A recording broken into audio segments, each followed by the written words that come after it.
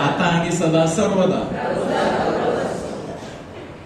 प्रिय बंधूंनो, उपवास काळ आहे, परिवर्तनाचा काळ, आणि आज महिन्याचा व उपवास काळाचा पहिला शुक्रवार हा एक संधी आपल्याला लाभलेली आहे प्रभू परमेश्वराच्या जवळ येण्यासाठी, आपला परिवर्तन होण्यासाठी, मन परिवर्तन, हृदय परिवर्तन आणि संपूर्ण जीवन परिवर्तन. आपल्याला परिवर्तनाची गरज आहे का? की आपण परफेक्ट झालेलो आहोत? आहे. आपल्याला सर्वांना परिवर्तनाची गरज आहे, कारण आपण सर्वजण पापी आहोत, आपण पाप केले आहे. आणि आपल्याला दरवर्षी हा जो उपवास काळ येतो आपल्याला आठवण करून देतो की ना, राखीच्या बुधवाराने आपण सुरुवात करतो की आपण ना की राख आपण आहोत, आपण काहीच नाही, प्रभू शिवाय आपण राख आहोत. आणि राखेतून गौरवापर्यंत, प्रकाशापर्यंत हा प्रवास आहे. कारण पुनरुत्थानाच्या दिवशी, ईस्टरच्या दिवशी आपण ते पुनरुत्थानाचे मेणबत्ती पेटवून, म्हणजे राखेतून प्रवास आपला प्रकाशाजवळ, त्याची ही तयारी आहे. ही तयारी आहे 40 दिवसाची. आणि हे 40 दिवस ज्या प्रकारे इजिप्तमधून निघालेले इस्रायली लोक, जे परमेश्वरांनी त्यांना जी भूमी देण्यासाठी परमेश्वरांनी अब्राहमाला सांगितलं की ती भूमी तुम्हाला देईन, तर त्या गुलामगिरीतून सोडून त्यांना मोकळे जीवन जगण्यास, स्वतःच्या भूमीवर, मधाच्या दुधाच्या भूमीवर नेण्याचा हा प्रवास आहे. प्रभूची इच्छा आहे की आपण सर्वजण हा प्रवास करावा. Praise the Lord. तर माझ्या प्रिय बंधू भगिनींनो, आणि आज आपण या पहिल्या सेशन मध्ये आपण एक विशेष गोष्टीकडे आपण आपलं लक्ष केंद्रित करूया. तर प्रभू, आपण जेव्हा क्रूसाची वाट करतो, तर त्याची 14 स्थान आहेत क्रूसाची जेव्हा आपण वाट करत असतो. आणि त्यामध्ये एक वेळी आपण असं येतो की जेथे प्रभू येशू क्रूसाखाली पडतो ना, प्रभू येशू पडतो, जीसस फॉल्स. आणि किती वेळा प्रभू येशू पडतो क्रूसाच्या वाटेमध्ये? किती वेळा प्रभू येशू पडतो? नक्की का? किती वेळा प्रभू पडतो? 3 वेळा. आता का प्रभू 3 वेळा पडतो? प्रभू येशू तो 3 वेळा पडतो असं आपल्याला, आपण जेव्हा क्रूसाची वाट करतो आपल्याला चर्चनेच हे दिलेले आहेत 14 स्थान. आणि त्यामध्ये आपण बघतो प्रभू येशू 3 वेळा पडतो. आणि हे 3 वेळा, यामध्ये सुद्धा एक गहन अर्थ आहे. का 3 वेळा? का 2 वेळा नाही प्रभू पडला? त्याचा नमूद केलेला आहे. का 2 वेळा नाही, किंवा 4 वेळा नाही, किंवा 7 वेळा नाही, किंवा 1 वेळा नाही, परंतु 3 वेळा आपल्याला क्रूसाच्या वाटेमध्ये प्रभू एकदा पडतो, मग दुसऱ्यांदा पडतो, आणि मग तिसऱ्यांदा प्रभू पडतो. तर हे प्रभू येशू जे 3 वेळा क्रूसाच्या ओझ्याखाली पडतात, पोप बेनेडिक्ट 16वे हे म्हणतात की याचं एक फार मोठा एक अर्थ आहे. यांनी सांगितलेले क्रूसाच्या वाटेमध्ये येशू 3दा पडतात, हे एक महान परंपरा आहे जी आपल्या मानवी स्वभावाच्या तिप्पट पतित अवस्था दर्शविते.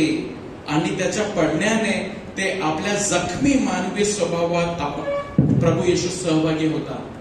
आपण सर्व जे पापामध्ये पडलेलो आहोत, आपण जखमी आहोत. We are all wounded. आणि आपल्या पापी जे स्वभाव आहे त्याचे 3 क्षेत्र, मुख्य क्षेत्र आहेत असं आपल्याला बायबल आपल्याला सांगतं. आणि आज त्याच्यावरती आपण थोडा चिंतन करणार, विचार करणार की जेव्हा प्रभू येशू 3दा पडतो, हे आपले जीवनाच्या 3 क्षेत्रामध्ये आपण पडत असतो. तर आपल्यासाठी प्रभू येशू 3 वेळा पडतात. आणि ते 3 वेळा पडतात म्हणजे त्याने आपल्या मानवी स्वभावाच्या तारणासाठी, म्हणजे तिथून आपल्याला जे आपण पडतो आपल्याला उभारण्यासाठी, उचलण्यासाठी, त्या गर्तेतून ना, त्या चिखलातून जे आपण पडत असतो आपल्याला उभारण्यासाठी प्रभू येशूने ते 3 वेळा क्रूसाखाली पडतात. तर ते 3 क्षेत्र कोणते आहेत? विचारतो 3 एरिया असते, कोणते भाग आहेत 3 जिथे आपण पडत असतो आणि आपण तिथे गंभीरपणे आपण जखमी झालेलो आहोत आणि त्यात आपल्या हे तारण आणि हा उपवास काळ जो आहे आपल्याला प्रभू येशूच्या प्रेमाचा अनुभव हवा आहे, आपला प्रभू येशूचा स्पर्शाचा अनुभव आहे की आपण या 3 क्षेत्र जे आहेत, 3 भाग जे आहेत ज्यामध्ये आपण नेहमी सर्वजण, असं नाही की तो कदाचित पडला असेल, ही कदाचित पडली असेल, मी नाही, परंतु सर्वजण आपण पापी आहोत आणि आपण सर्वजण यामध्ये आपण भागीदार आहोत. तर ते आपल्याला 1 योहानाच्या पहिल्या पत्रामध्ये अध्याय 2 आणि ओळी 16 मध्ये हे 3 भाग जे आहेत ज्यासाठी प्रभू येशू आपल्यासाठी, हे पोप बेनेडिक्टने याची तुलना केलेली आहे. रिलेशन काय आहे आणि हे परंपरा आहे जे आपल्याला दर्शवून दिलेलं आहे की हे कोणते 3 क्षेत्र आहेत. योहानाच्या पहिल्या पत्र अध्याय 2 आणि ओळी 16 की आपण सर्वजण गंभीरपणे 3 प्रकारे जखमी झालेलो आहोत आणि यासाठी प्रभू आपल्या तारणासाठी पडले. ते आहे कारण जगात जे सर्व आहे ते म्हणजे देहाची वासना, डोळ्यांची वासना व संसाराविषयीची फुशारकी, हे 3 क्षेत्र आहेत, हे 3 प्रकार आहेत ज्या प्रकारे आपण जखमी झालेलो आहोत आणि आपल्या सर्वांच्या जीवनामध्ये हे दिसून येतो. तर माझ्या प्रिय बंधू भगिनींनो, आपल्याला हा उपवास काळ आपल्या जीवनामध्ये प्रभू येशूचा अधिक प्रेम आपल्याला अनुभवायचा आहे. Praise the Lord, praise the Lord. आपल्या हृदयाला, आपल्याला चर्चने, ख्रिस्त सभेने आपल्याला ही संधी दिलेली आहे, ही 40 दिवसाची संधी दिलेली आहे की आपण आपल्या हृदयाची तयारी करून आणि आपण यामधून कशा प्रकारे आपण बाहेर निघू शकतो. आणि त्याचबरोबर 3 बघा, हे 3 जे आहेत आपण आता पाहिलेले आहेत, हे 3 वेगवेगळे क्षेत्रामध्ये आपण पडलेलो आहोत आणि ख्रिस्त सभेने आपल्याला राखेच्या बुधवारी जे आपण वाचन ऐकलेलं आहे, आपल्याला यामधून बाहेर निघण्यासाठी आपल्याला 3 गोष्टी करायला सांगितलेल्या आहेत. ते काय करायला सांगितलेले आहे? प्रार्थना, उपवास, दानधर्म. हे लक्षात ठेवायचं आहे, आपल्या सर्वांना हे आला पाहिजे. हे 3 गोष्टी कोणते आहेत जे ख्रिस्त सभेने आपल्याला दिलेले आहेत? हे सर्व रिलेटेड आहेत, हे सर्व जुळलेले आहेत. प्रभू येशू 3 वेळा पडले, प्रभू येशू. आणि मग आपण बघतो हे जे योहानाचे पहिले पत्र अध्याय 2 आणि वचन 16 मध्ये दिलेले आहे, देहाची वासना, डोळ्याची वासना व संसाराची फुशारकी. प्रभू येशू मोहामध्ये किती वेळा पडले? जे आपल्याला नमूद केलेलं आहे मत्तेय सुवर्तमानामध्ये, किती वेळा मोहामध्ये पडले असे बायबलमध्ये सांगितलेलं आहे. एक्झॅक्टली किती वेळा? 3 वेळा. Praise the Lord. 3 वेळा. आणि आपल्याला ख्रिस्त सभेने, चर्चने आपल्याला 3 गोष्टी करायला सांगितलेल्या आहे: प्रार्थना, उपवास आणि दानधर्म. याद्वारे आपण अनुभव घेऊ शकतो की आपण या गर्तेतून, या पापी अवस्थेतून बाहेर पडण्यासाठी आपल्याला, परंतु आपण स्वतःच्या ताकदीवर नाही, केवळ प्रभूच्या कृपेने आपण हे जीवन जगू शकतो. तर लेंट म्हणजे काय? उपवास काळ हा जो शब्द इंग्लिश मध्ये आपण लेंट बोलतो किंवा आपण मराठीमध्ये आपण बोलतो उपवास काळ. तर हा जो शब्द आहे लेंट म्हणजेच हा लॅटिन शब्दामधून आलेला आहे स्प्रिंग टाइम, वसंत ऋतू. आपल्या जीवनाचं वसंत ऋतू, ही प्रभूची इच्छा आहे की आपल्या जीवनामध्ये तो वसंत ऋतू यावा ना, to experience the spring time, spiritual spring time in our life, आपल्या जीवनामध्ये. परंतु पाप आपल्याला अडवत असते, तो पूर्ण जीवन आपल्याला जगायला होत नाही, कारण पाप आपल्याला अडवत असते. पाप एक आपल्या व परमेश्वराच्या मध्ये एक भिंत प्रमाणे आहे. आणि हे जे पाप आहे जर आपल्यामध्ये आहे तर हे एक भिंत प्रमाणे आहे जे देवाशी आपला नाता त्यामुळे बिघडतो, एकमेकांशी आपला नाता बिघडत असतो आणि त्याचबरोबर स्वतःशी माझा जो नाता आहे स्वतः बरोबर तो सुद्धा बिघडतो. पाप अशा प्रकारे आपल्याला बिघडवत असतो. देवाबरोबर आपलं नातं बिघडतो, एकमेकांबरोबर आपलं नातं बिघडतो आणि स्वतः बरोबर आय नॉट ॲट पीस, मी शांतीमध्ये नाही, आय एम फ्रस्ट्रेटेड, अँक्शियस. स्वतःचं जीवन सुद्धा माझा पापामुळे मी अस्वस्थ असतो, टेन्शन मध्ये असतो, रागामध्ये असतो आणि एकमेकांपासून अलिप्त राहतो आणि दुःखी कष्टी असतो, डिप्रेशन मध्ये असतो. तर पाप आपल्याला असा त्याचा परिणाम आहे. तर माझ्या प्रिय बंधू भगिनींनो, प्रभूची अशी इच्छा आहे की आपण आपल्या जीवनामध्ये हे 3 पायऱ्या जी दिलेल्या आहेत याचा आपण पूर्ण उपयोग करायला पाहिजे. All 3 are important. हे तिन्ही या उपवास काळामध्ये आपण विचार करतो, संपूर्ण 40 दिवसामध्ये आपण या 3 गोष्टींमध्ये आपली वाढ झाली पाहिजे. एक म्हणजे प्रार्थना, प्रेयर.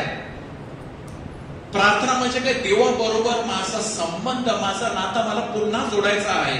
प्रेयर, जेव्हा माझा देवाबरोबर संबंध होतो प्रार्थनेमुळे, तर मी तिथून बाहेर निघतो. प्रार्थना.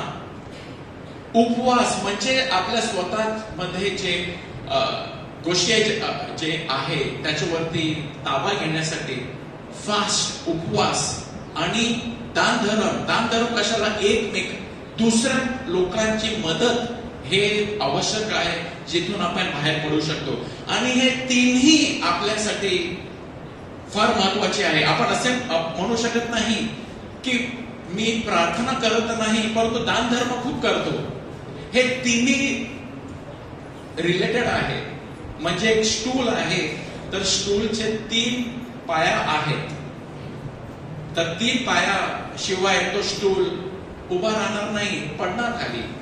आता हा ट्रायपॉड स्टँड ज्याच्यावरती मोबाईल ठेवलेला त्याला 3 पाया आहे. इकडे ही मुलगी बसलेल्या 3 स्टँड आहे त्याला 3.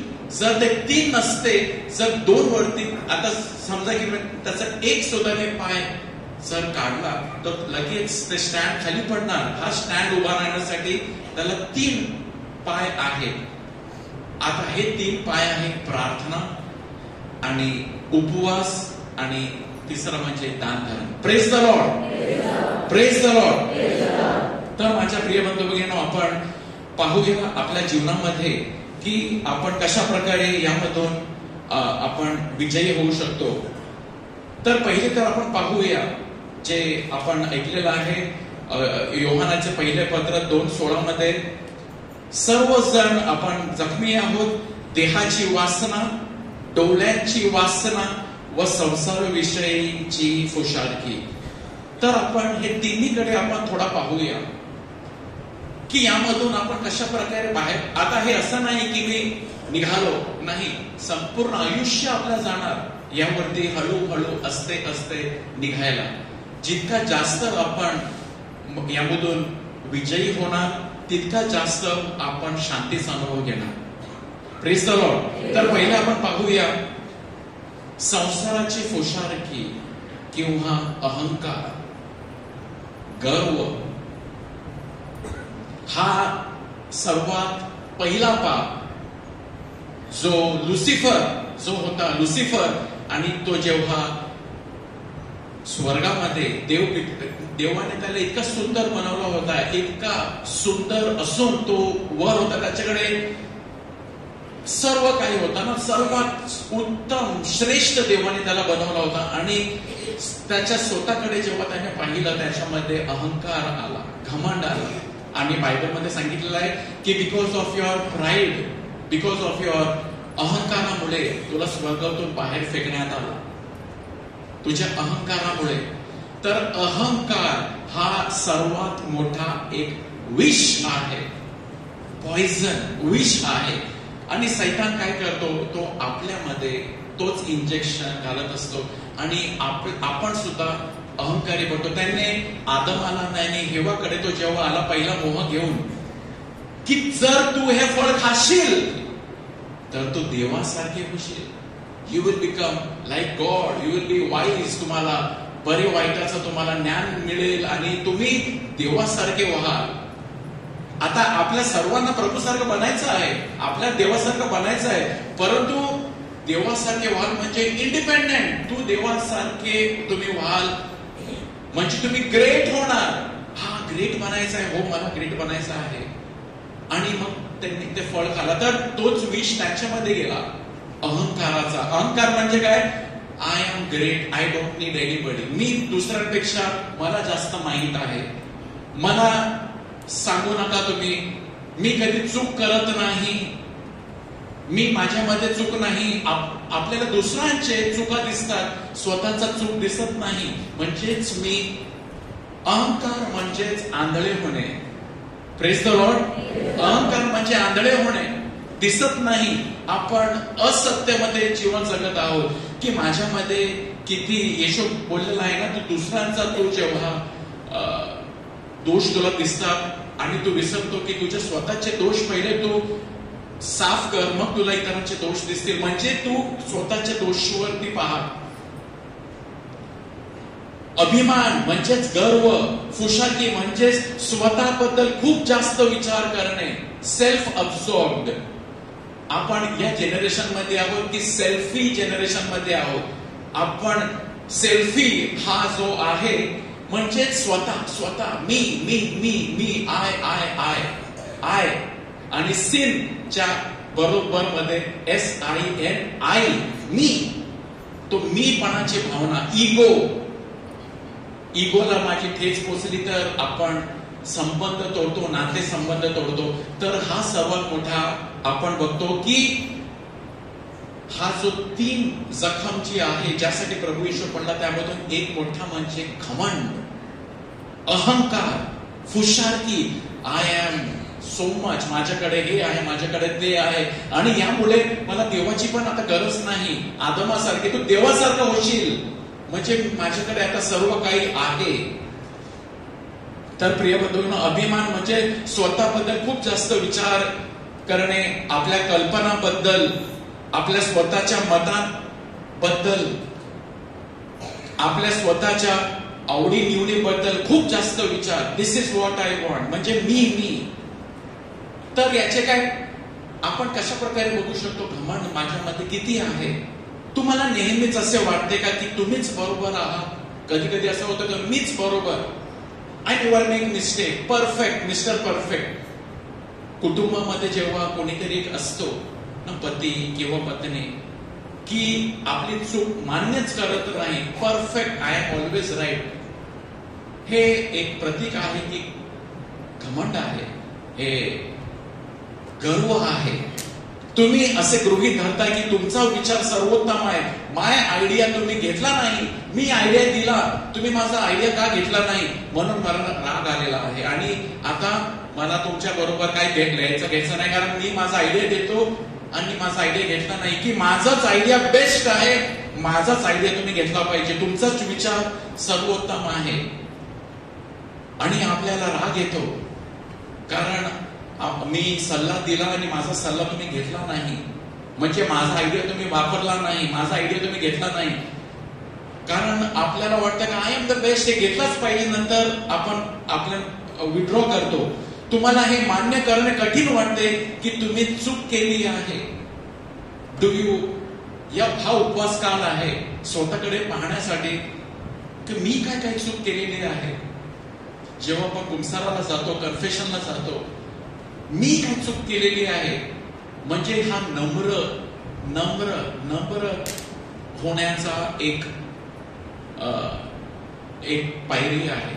नम्र जाण्यासाठी हा मार्ग आहे. सॉरी म्हणणे तुम्हाला कठीण वाटते का? तुम्ही तुमच्या आजूबाजूच्या लोकांचा ऐकता का? Do you listen to others? की मी बोलतो तेच, मी इतरांशी धीराने वागतो की लगेच मी रागावतो? एक अहंकाराचं, मी याच्यावरती या उपवास काळामध्ये मी प्रार्थना करीत आहे की गॉड मला ना धीर दे. पटकन कधी कधी हे असं झालं नाही, मला राग येतो, गेटिंग इरिटेटेड.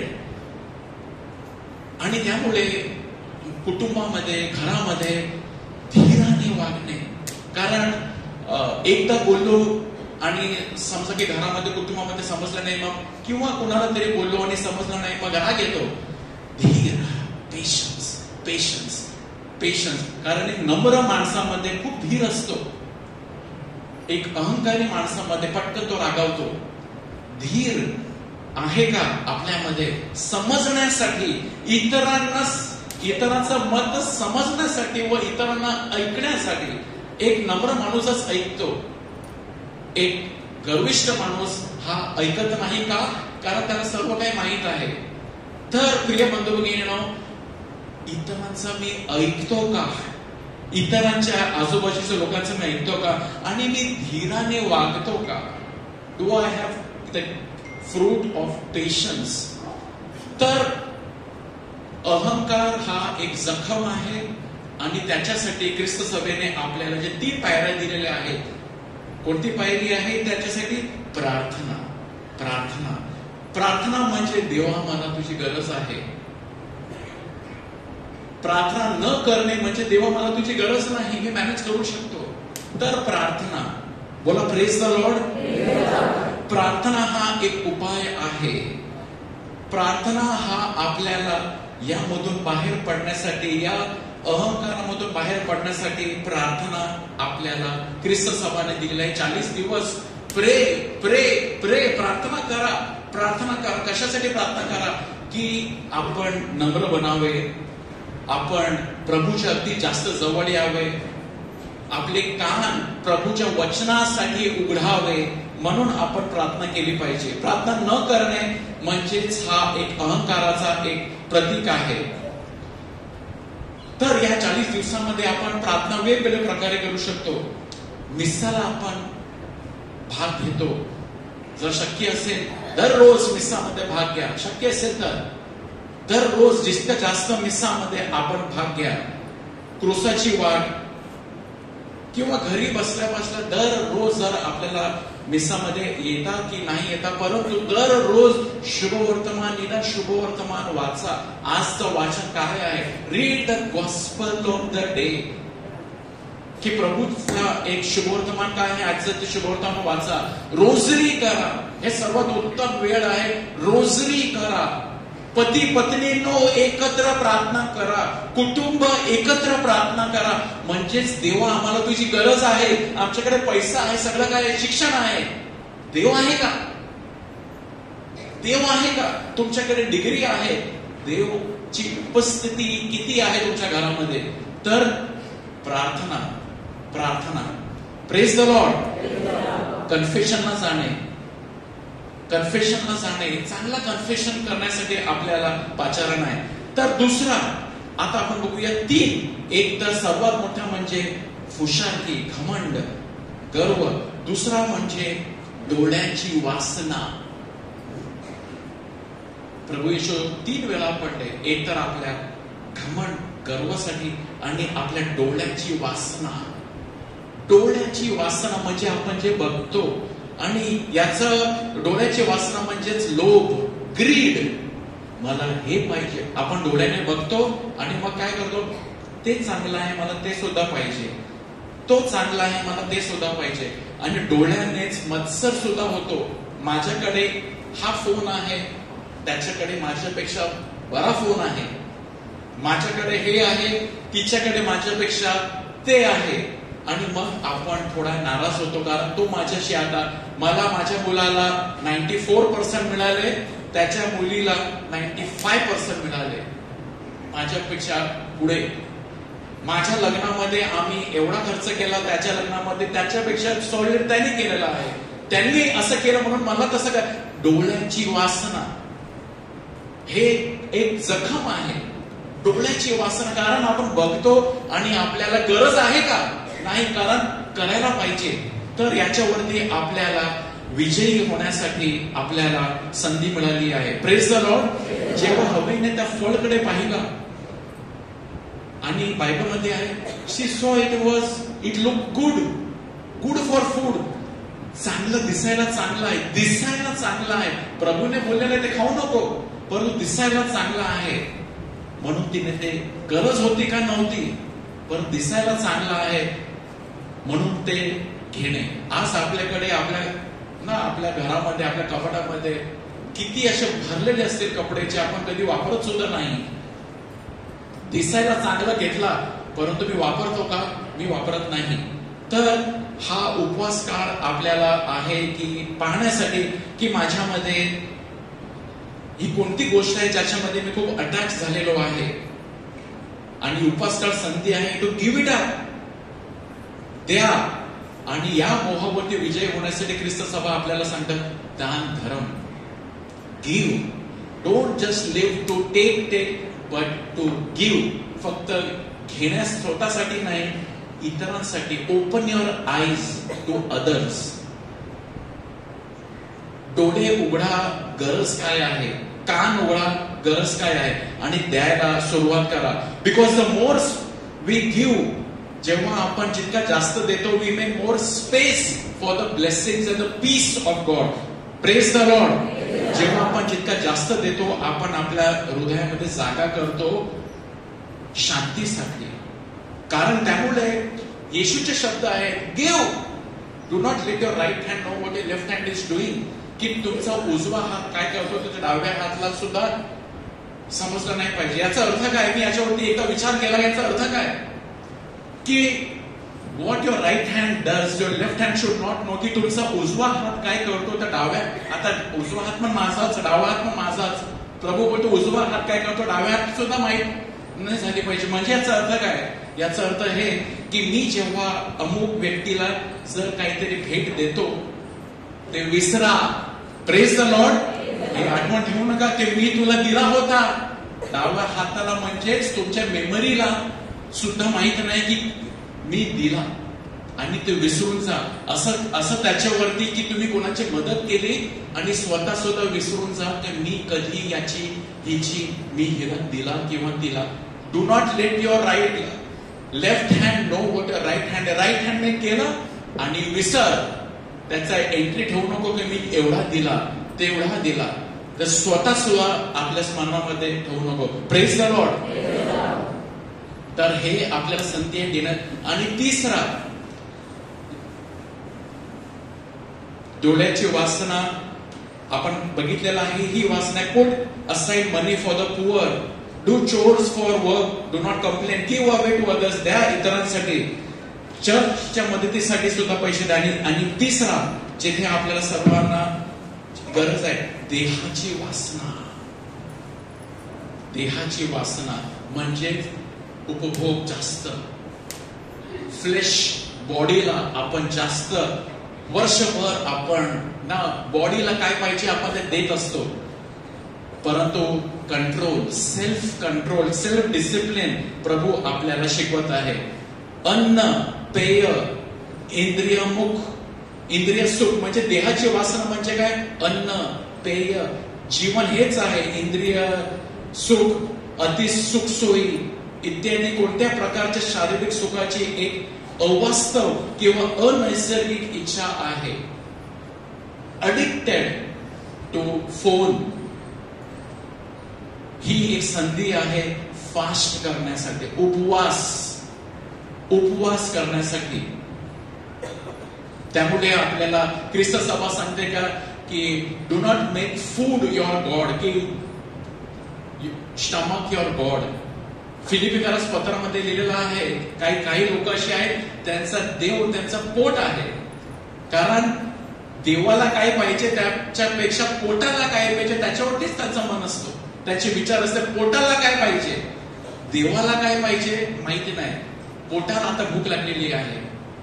त्यामुळे आपल्याला देव फास्ट फ्रॉम युअर स्टमक.